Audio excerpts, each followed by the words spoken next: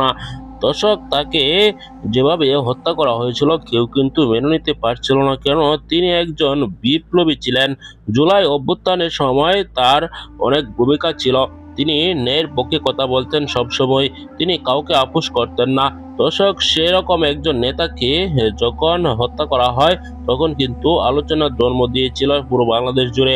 তারপর তাড়াহুড়ো করে খুনিরা ভারতে পালিয়ে যায় হালুয়াঘাট, দুবর আর সীমান্ত দিয়ে।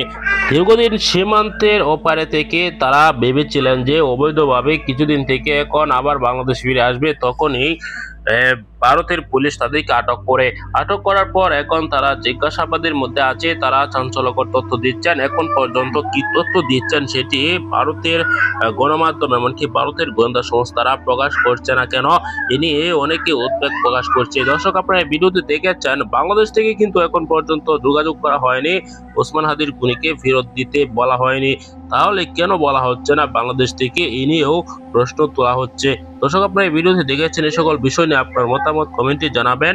পরবর্তী নিউজ পেতে সাবস্ক্রাইব করে রাখবেন। আসসালামু আলাইকুম ওয়া রাহমাতুল্লাহ।